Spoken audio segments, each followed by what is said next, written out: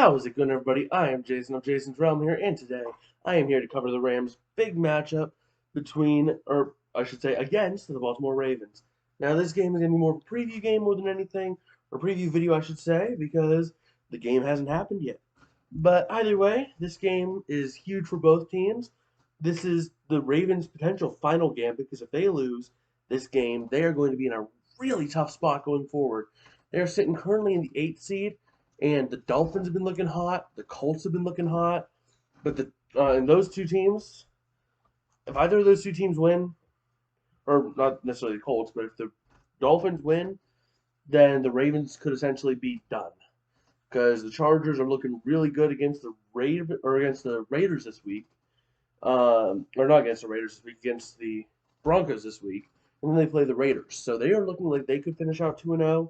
The Dolphins could finish out 1-1. The Ravens, this is essentially a must-win. They almost get a free win against Pittsburgh next week, but this is essentially their final gambit.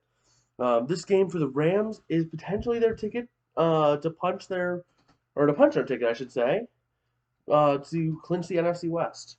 Because in the event of a Rams win and a Cardinals loss, the Rams clinch the NFC West. Although if the Rams win, then go Cardinals because we need to topple them boys. And then go Vikings later that night because if the Packers lose out and the Rams win out and the Cowboys drop one, you know who that number 1 seed goes to. Rams, baby. But let's just jump right in here to the injury report. This is the final injury report as of Friday, or I should say Saturday, January 1st at 1 or quarter after 1 in the morning, as I'm recording this. But either way, the Rams currently have 4 players listed as questionable this week. They are safety Taylor Rapp with a shoulder injury, defensive lineman Greg Gaines with a hand injury, outside linebacker Leonard Floyd with an ankle injury, and Cam Akers, who is returning from his torn Achilles back in training camp. Now, Coach McVay has said that he is confident that both Taylor Rapp and Greg Gaines will be able to play, but he did make mention that Cam Akers is not very likely to suit up. Now, on the Ravens side of things, they got a mess. I mean, if I've pulled up their injury report from the entire week, they had, what was it? They had, like, so many players on the injury report. They got back some, but still. Let me pull it up here. They had officially 1, 2, 3, 4, 5, 6, 7, 8, 9, 10, 11, 12, 13, 14, 15, 16. They had 20 players on the injury report at the beginning of the week. Now, they have since gotten back quite a bit, but the Coach Harbaugh has already ruled out both cornerback Anthony Averett with the ribs chest injury and Ben Powers, guard, with a foot injury. He has already said those two are out. They are not going to be playing. The Ravens do have one player who is doubtful. I'm probably going to butcher this name, but it's outside linebacker Adafe Awe with a foot injury. And they have quarterback Lamar Jackson, who's officially listed as questionable. The way I've seen him in practice this week, he came in with a significant limp on Wednesday, didn't practice Thursday, didn't practice Friday. In my opinion, that means he's trending towards doubtful to potentially being ruled out. Now, John Harbaugh is saying that he wants to essentially keep the option on the table for Lamar to play, but I don't see it as very likely given the current circumstances because they don't want to injure Lamar to hinder him long term. I think the Ravens would much rather take a loss this year than have to go for it and then lose their star quarterback. Just a couple years into his contract, I think this is what, like his 4th year or something. But either way, they have 2 wide receivers, Devin Duvernay and Marquise Brown. Duvernay with an ankle injury and Marquise Brown with an illness, both listed as questionable. Marquise Brown did not practice Thursday or Friday. Duvernay, he practiced. He did not practice Wednesday, limited Thursday, full on Friday.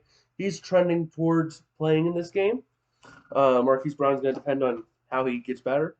They also have fullback Patrick Rickard with a knee injury listed as questionable. He did not practice on Wednesday, limited Thursday and Friday.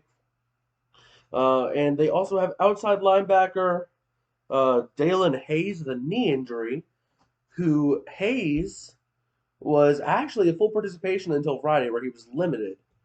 So that is interesting going into this week.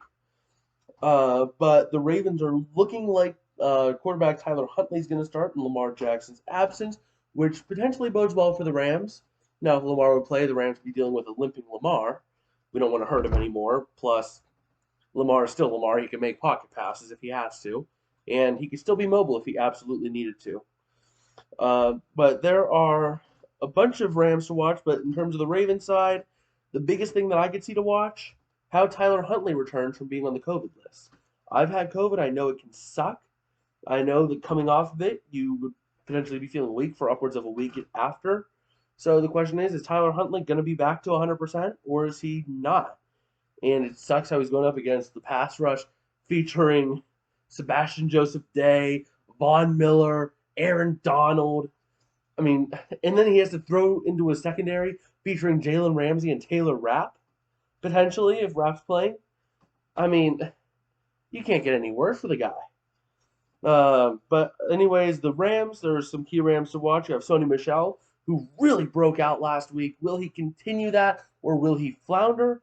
I don't know. Time will tell. I think he will. I like his style of running. He is an old school power back, push through, get the yards type of player, which really complements Cam Akers, who's more of that agile, wait for the hole, kind of punch through the open hole whenever it opens kind of runner. Cooper Kupp is another player that I have to watch as he potentially could break the receiving record. He was pretty close to. I think he was something along the lines of like almost 200 yards off or something. If he has a huge day, it's always possible with Matthew Stafford. He can very well pass it, and his teammates are rooting for him to do it this week.